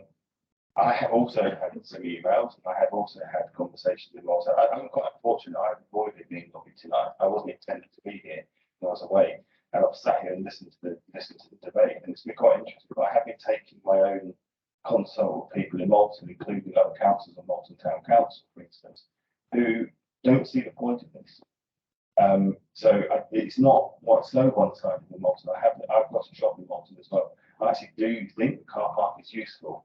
What I don't understand is this: where is it coming from? That it's going to be turned into something else for a start. I've heard nothing that it's going to turn into something else. This is plucked out of somewhere. And to be honest, I don't see the car park particularly full, apart from for the post office vans half the time. It seems to have 50 post office vans parked on there more than anything else, which is probably good because they have a contract with Ryder, I would have thought. That may continue into the next council to find some funds as well. I haven't decided what I'm doing this one, Di. Sorry, I'm to decide towards the end and listen to the rest of the debate. I just want to put some points of view across, but it just seems to be very unusual, this situation, and I'm still trying to get my head around how we can actually do this. What's the point of negotiating with them if we don't negotiate with other people? And if we do negotiate with one person only and then the sales agree, it's got to come back here anyway. So are we asking the officers to spend time building the business case, or are we asking Fitzwilliam to come back with the business case and pitch it to us as a council and say, can we buy the car park for this money and this is the business model behind it? That's my question. Thank you. Any other questions? Councillor Duncan. Yes, thank you, Mr. Chair. I think it's important to point out that there are no plans that I have heard to develop Wembley Street Car Park. There are no plans to sell Wembley Street Car Park from this council, from North Yorkshire County Council, or from anybody else connected with public authorities within Ryder. Councillor Andrews' mantra seems to be the only way to stop the sale of Wembley Street Car Park is to sell Wembley Street Car Park. I do not doubt Councillor Andrews' intentions. I'm sure that they are honourable and well-meaning. But I do think that by raising this issue tonight, he may have inadvertently have exposed Wembley Street Car Park to risk. it seems that his proposal has now encouraged two developers, two organisations to come forward to approach the council thinking that the car park is for sale when it in fact never was for sale. I have no reasons to doubt the intentions of the estate, but I do have grave doubts, not necessarily about the legality of the process, but the ethics of such a sale to one organisation, a commercial one at that, without any assessment whatsoever of best value, without any open and transparent advert put forward by one councillor promoting through his democratic role the interests of one organisation, a commercial business, using his elected role to submit this motion, to relay legal advice, to visit councillors at their homes to lobby for this. I say again, I do not doubt Councillor Andrews' intentions, but I hope that he can see how this might appear to the general public. I think it's important to point out that while we may be able to sell the car park, as Councillor Andrews has pointed out, I do not believe that serves our taxpayers now or into the future. I believe that democratic organisation that North Yorkshire Council will be is the best person to act as a custodian of Wentworth Street car park. Why does Councillor Andrews not trust the newly elected, democratically elected council, including Morton's councillor, who he says has little influence, quote, and no control over what happens in Morton? That councillor, she claims, has single-handedly saved Morton Hospital, single-handedly gone to London and secured funding for Brandwing Fields Junction, single-handedly delivered Broughton Road Sports Hall. Wentworth Street car park, I would argue, is no task for Morton's councillor, and I'm sure that it will be safe in her hands as the person that Morton has elected to protect its assets in the new North Yorkshire Council. I have to say that I am concerned that at best, Councillor Andrews' proposal is misguided and counterproductive. At worst, it is damaging to public confidence in elected councillors and damaging to the reputation of local authorities and democratic institutions. We need to be very clear and united tonight that Wentworth Street car park provides vital car parking for Bolton, but Wentworth Street car park is not under threat. Wentworth Street car park is not for sale, and we should not be entering into negotiations to sell it. We will act as the custodian for it until March the 31st, and on April the 1st, North Yorkshire Council will take on the baton from us and make decisions, not decisions that are short-term and short-sighted, but decisions based on all the facts in the best interest of the residents of Morton, Rydale and North Yorkshire. Thank you. Thank you. Councillor Mackenzie. Thank you, Chair. Got several points to make on this. Tonight was a little bit of something thrown in that there was somebody else interested in bidding for this, and I would be really concerned that we just say, no, we're just going to sell to this organisation, nobody else gets. That doesn't seem like normal business transactions. And I do think that Councillor Keel made an excellent point in that the car park is underutilised most of the time, and there are other things that could be done that would be equally or better suited to our community. And yet, of course, we should look at what suits the community. Of course, it's more than just about pounds, shillings and pence. But I think, as Councillor Keel said, there are lots of things that this community lacks right now and that we're going to need. And I think that should be put into the equation. And my third and final point is that it concerns me that there seems to be, from some councillors, such a lack of trust in what will be the council for ideal people. Whether we like it or not, that will be the council that will be responsible for ideal. And it concerns me that there's such a mistrust. I think, but for what? There's been nothing said that they would sell the car park or do anything with it. I think it's all just people surmising it, going on, they'll do this, they might do that. There's been nothing said, nothing on paper, and I think we should treat it for what it is, an opinion. Thank you, Chair. Thank you, councillor Clark. Having grown up in Crofton, I've been coming to Malton for a lot of years before I even knew Wentworth Street car park existed. And I've always had problems parking in Malton, and I think the lack of clear signage is possibly one of the reasons it's underutilised. If you go into York, you will frequently see there are lots of signs, you know, this car park, that many spaces. But in Malton, there's sort of like a little blue P and an arrow and Wentworth Street on, and it's not that obvious where it is, and you will often see people driving around the marketplace looking for somewhere to park, unaware that there is a massive car park just the other side of a couple of buildings. I'm going to ask you all to forgive me for asking this, but I'd just like to ask Paul, what would his opinion be on entering negotiations with North Yorkshire to find out what their opinions, their plans are going forward with the car park, and what would his opinion be on a shorter term lease that would give a democratically elected council options in the future rather than tying everything down into a private business? Can I answer that question? Councillor Andrews, yes. Opinion being on negotiations with North Yorkshire, I would, they would probably be all smiles and say, as Councillor Duncan says, that they would be looking after us and so on. But that would be today. In 4 months' time, they could change their mind. So therefore, I'm not looking, and I would also have in mind what is it that is in the interest of North Yorkshire Council, as opposed to are they interested in what we are concerned about? And the answer is they are strapped for cash.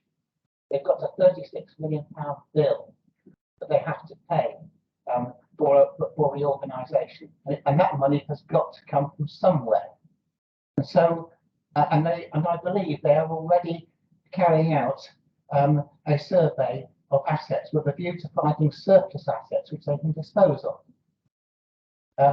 Now, as regards a lease or short-term lease, I did put this question to the manager of the estate, and she said, in principle, it should be a long-term lease in terms at least 25 years. But it was something that the estate would be prepared to consider. But on the other hand, I mean, this is just part of the negotiation. So I mean, it's a matter that be raised in negotiations. We don't actually have to sell the freehold; we could sell the leasehold. But this is why I've worded the motion in such a general way. Negotiations, so that both parties, the council and the estate, can find something which is suitable for them. There's 2 questions that have arisen, other questions from other members that have asked. But one was an amendment to add the word subject to a business case. I would accept that, but I wouldn't want it to say subject to a business case to be presented to the next meeting of P&R, because the next meeting of P&R is beginning in February. So I'm sure the officers could look at a business case, which could ask FME for a business case as part of the negotiations. I would expect them to do that anyway. And I would expect the officers to be able to go through that business case with them. And if they felt it necessary to bring it back to council, I'm sure they would do. But if they don't think it's necessary to bring it to our council, I think the officers can be trusted to come up with to look at and approve, if necessary, a business case. So if that's your amendment, Councillor Goodrick, I would accept it. Coming back to Councillor Keel's point about use of the land for another purpose. Again, I understand. No, I'm not summing up. I'm just saying if that's the amendment that Councillor Goodrick wants to put forward, That, I wouldn't object to it. Councillor, we were answering Councillor Clark's questions and, Yeah. giving you a lot of leeway here, Well, Councillor Andrews. Well, I think Please be about. quick. If you succinct, we'll do it, okay? Answer, stay back, Councillor Keane. Yeah.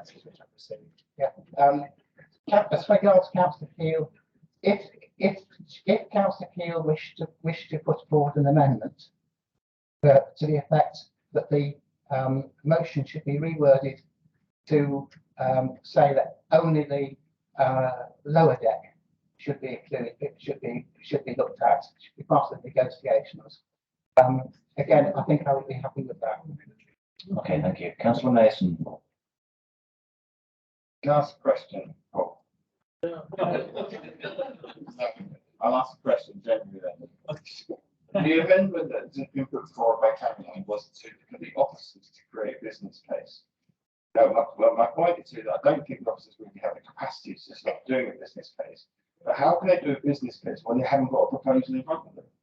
So that it needs to be fixed. We would have to come to the council with the business case, and then we consider that when we see it at P&R. That's how we do things, surely.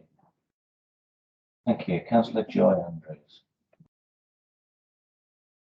Thank you. I'm a county councillor and I'm a newbie on the block and I'm also quite naive. And, yes, I am. Oh, I'm so young. The thing I see at county council is there's an awful lot of work being done in the local government reform. And as Councillor Duncan alluded to earlier, probably Wentworth Street car park wouldn't have even come on their radar if we hadn't had something like this. And to be honest, I think I'm doubtful it still is on the radar as such. That I believe they're doing good housekeeping. They're looking at assets, they're looking at the buildings they have, but they're also looking at things that are costing them money, not things that are coming into the council that will bring you in. And without stating amounts of money, however small the amount, it's still an amount coming into the council. And I would have thought they're sensible, they will see that. And also you have, I think, 3 members on the executive that live in Rydale, and they will champion, I'm sure, as well as this is democracy. We got the local government reform. We didn't necessarily want it. We've got it, and we've all been voted. And we will have a North Yorkshire Council. We won't have a Rydale Council anymore. And as Anton alluded to, he's having numerous things come across his desk from councils all over that will be worried about what's going to happen to their car parks, what's going to happen to their assets. And they're wanting to get rid of them now for the good of their communities, because we are saying, you know, well, to North Yorkshire, we're just Rydale.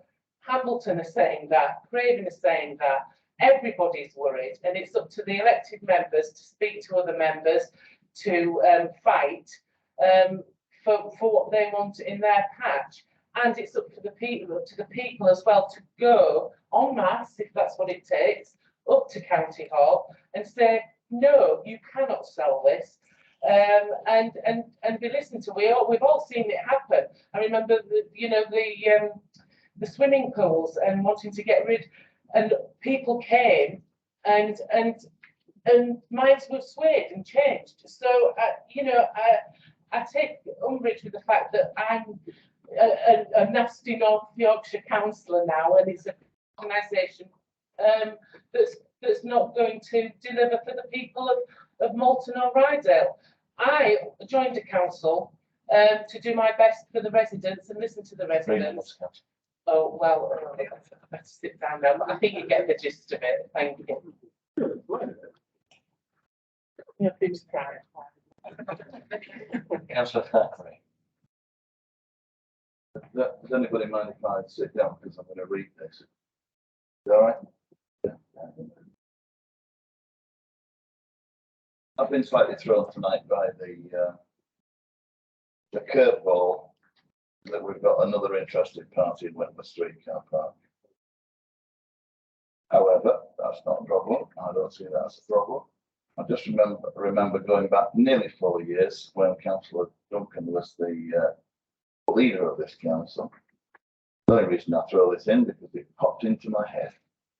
Did suggest that maybe we could all be given a pencil and a piece of blank paper so we could write down ideas and propose things to the council. And from what I can tell, in nearly 4 years, there's been about as much creative thought in this room as staring at the moon. However, we move on. We won't be here for much longer. What I've written, and I wrote it earlier today, really, I did, and I've amended it slightly, and it seems that other people have touched on the same subjects. And my comments about Wentworth Street car park, well, goodness me, I never thought I was that popular. My audience left. Never mind. Malton Fairground, ringing out at Wentworth Street car park, children happy. Candy floss. Anyway, Malton's reputation for doing things, Malton's reputation is tarnished. It's tarnished by the presence of air pollution. Yeah, everybody says Malton, food capital of the world, food capital of Yorkshire. Come to Malton, breathe deeply, and kill yourself.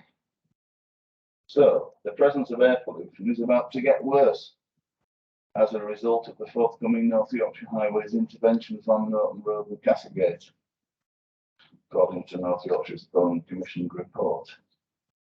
Wentworth Street car park, on the other hand, contributes towards a cleaner, breathable air in Malton town centre by being the only car park in Malton accessible to vehicles travelling from the north on the B1257 and from the west on the A64 without having to travel through the Malton Air Quality Management area. Takes some working out, but it's a fact. There is therefore an air quality, in air quality management terms alone, a valid reason to protect the car park from future use, or for future use, sorry, as a car park for both tourists and residents of Malton and the patrons of the town centre shops. A supermarket or housing on the site would cause an increase in air pollution in the Malton Air Quality Management area, which I believe would be untenable. I agree with Councillor Clark, very fundamental point. 3 minutes, Councillor. Yeah, the signage to the car park is rubbish and needs urgent improvement. If I can get people to come from London to gigs in Ollingham, I think I could get them to park in Wentworth Street car park. It needs to be an easier space to navigate into and out of for our visitors and made more visible and obvious. Its popularity could also be enhanced by the provision of an electric shuttle bus, which could collect and deposit shoppers and other visitors in the town centre and take them back again. I know it sounds a bit fanciful, but hey, where do you start? With a white sheet of paper and a pencil, nowhere else. It will be a better space of access to and from it was made easier.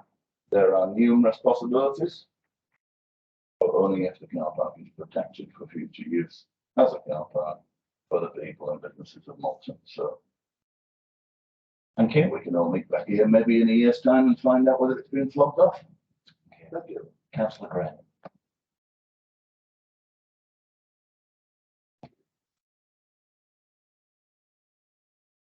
I was very much influenced and swayed prior to this meeting by all the lobbying, for some of the very careful and very knowledgeable lobbying and very sincere, done in all sincerity, I'm quite sure.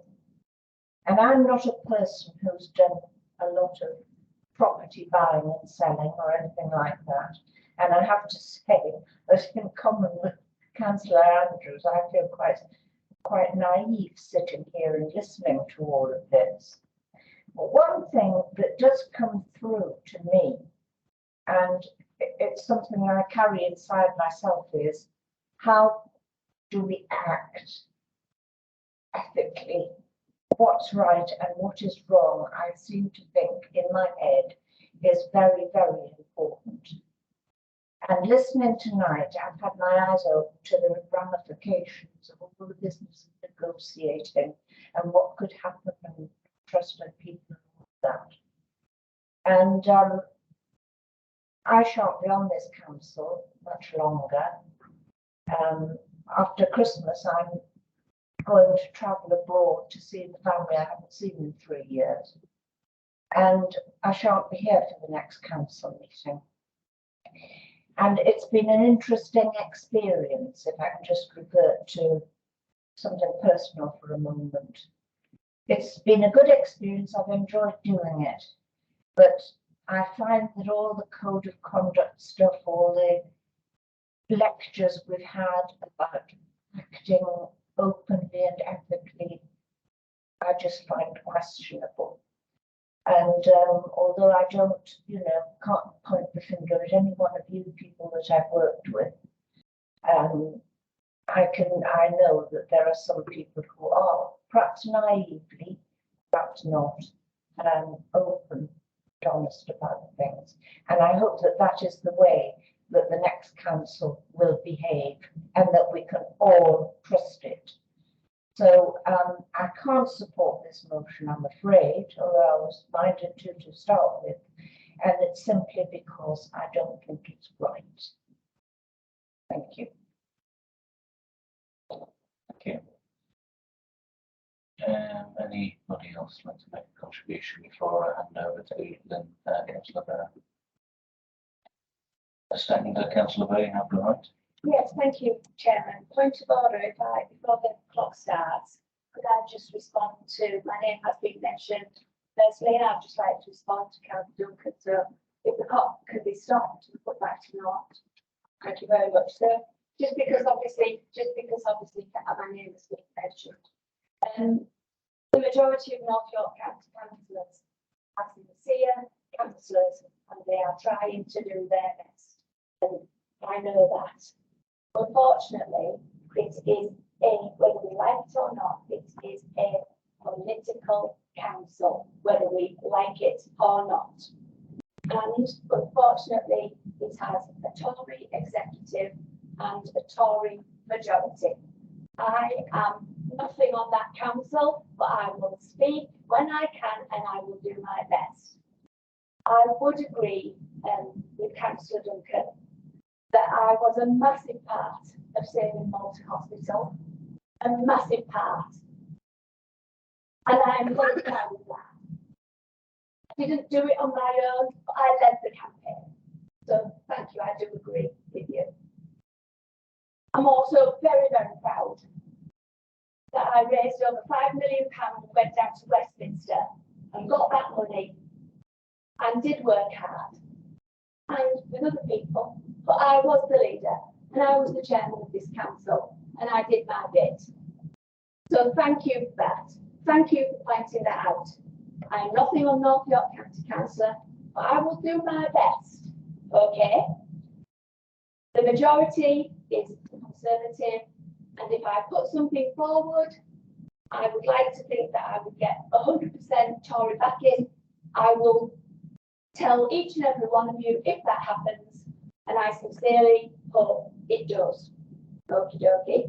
So when Councillor Duncan says that I can do anything, I can do this for Malton, I can't do it for Malton, Councillor Duncan.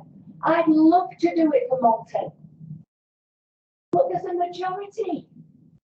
Anything I say, it'll be voted down, but I'll give it a try. So I just wanted you to be clear on those few things that I will try my best, but I cannot save the car park if county want to sell it, and you know that.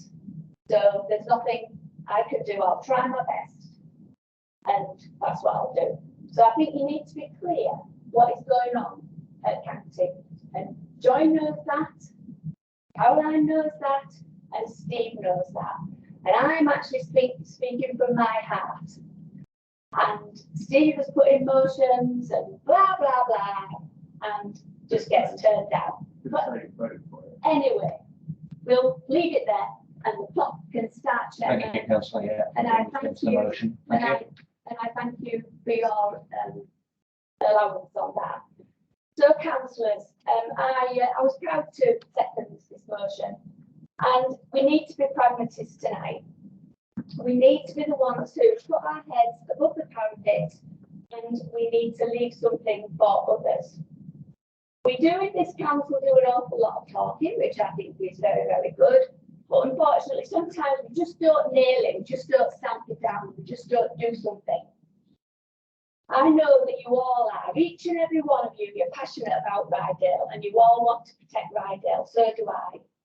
And we've heard lots about the new council, but unfortunately, the top and bottom of it is they will decide what happens. There is no guarantees whatsoever. It's a huge, huge concern and a huge, huge worry. Councillors, you are the spokespeople for Rydale, not the 85 plus councillors who are up at county. Do you really think, I think someone said this, do you really think a councillor from Selby or Scarborough or Harrogate or Hall is going to worry about Wembley Street car park? If it's on the list to go, it's on the list to go. We are here and we can shape the destiny and it can be the future. I think we can just go for this because I actually 100% feel that they won't let us have it anyway. So what is the point in not saying yes? The motion tonight, it's visionary. Yes, it is. It's different. It's protecting the survival of the towns. And it could be protecting the Milton rooms. It could be helping our creaking infrastructure. It secures the car park. It secures the car park tonight. It will be a legacy, and we will say that we wanted to keep it. We have this situation tonight, and we can move forward. In all but a few months, we have no strings, no say, no nothing. Do what you want, county. With a Tory majority, just do what you want. We'll fight, Joy will fight, Caroline will fight, Steve will fight, we'll fight, we'll fight, we'll speak up. But we're not going to say we're going to get anything for anybody, but we'll do our best. The simple answer is if you trust all that, then you carry on. The only thing tonight is protection of the car park. And that's all that we're trying to do. I don't think that county, this is a personal opinion, will say allocate that money to Hamilton and that money because they can't. We haven't got enough money. The country's in a bad state. We just haven't got the money. We're on our knees with social care. So I think if you could, entirely up to you, get behind this motion, pass it. Let's try and save the car park once and for all. It can only go through tonight, probably turn down the county, but why not? Why not give it a go? What have we got to lose? What have we got to lose? Thank you, councillor Paul Andrews. I think most of it's been said, Chair. I'd just like to come back on the point about another bid for use of the car park as car park. First of all, you have to look at what is the interest of the person who buys that car park. The person who buys that car park could simply want to increase to do something else with it. And with the agreement with North Yorkshire, they could come to a deal. You might say the same of the Fitzwilliam estate, but you're in a different situation because they actually have financial interest to keep that land as a car park. Then we're talking about the reputation, the ethical side of it.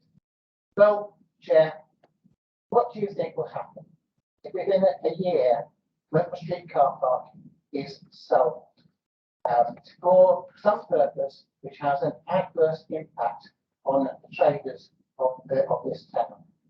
Just think of it. What would the reputation of this council be? Oh, right then, that was a rubbish council, never looked after the town, never looked after local business. Couldn't care less they would. Yes, there might be some ethical issues, but as far as reputation is concerned, if this council makes sure that car park is preserved for the future, by selling it, by negotiating that they've got Fitzwilliam estate, then it will be remembered as a good council, one that really looks after local business. And that is what we have to consider, please. Don't let people remember Ryde District Council. They say, oh, it's a rubbish council. Well, North Yorkshire might not be much better, but they're both rubbish councils, really. And then when it came to really protecting local business, it was all words, all fine words, but actually they did absolutely nothing for us. Thank you, Chair. Duncan. It's recorded for I think it's by April. Sorry. I was going to say that. We all agree back, Chair. Okay. Okay, can we just be clear that we're voting on the motion? Councillor Angley, would you like to remind us what the motion was all that time ago?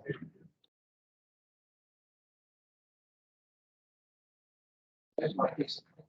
The motion is that the council enter into negotiations, and I emphasise enter into negotiations with Fitzwilliam Morton Estate to sell Wentworth Street car park to Fitzwilliam Morton Estate, subject to the use being restricted to car parking only, and the sale price to be approved by the district valuer. Thank you. We're all clear on that? Yeah, thank you. So if we want to vote, okay. Should it not be done over? We don't need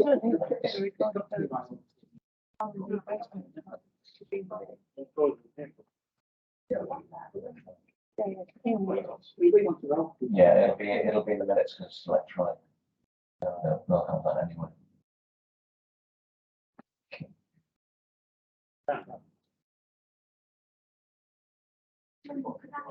And then vote by roll call, 5 people stand up, I understand. Sorry. I understand that's what.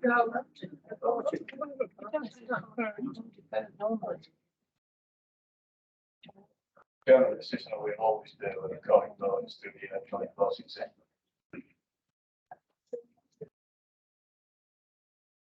I'm happy with the way it's been done.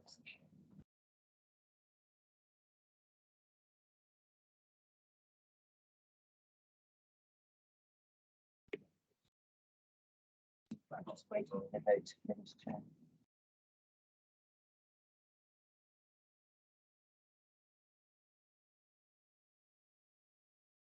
Chair, that's 7 votes for 13 and 13 against.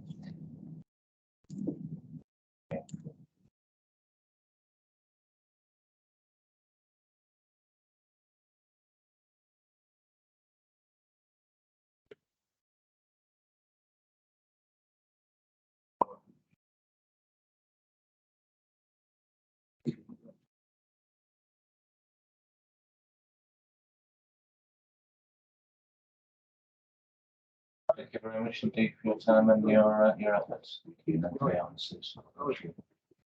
Thank you, Elizabeth. And Anderson.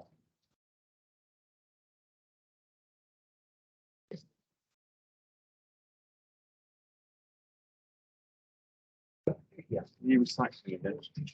Oh, sorry. You recycle. Yeah. No, it's over there. Yeah.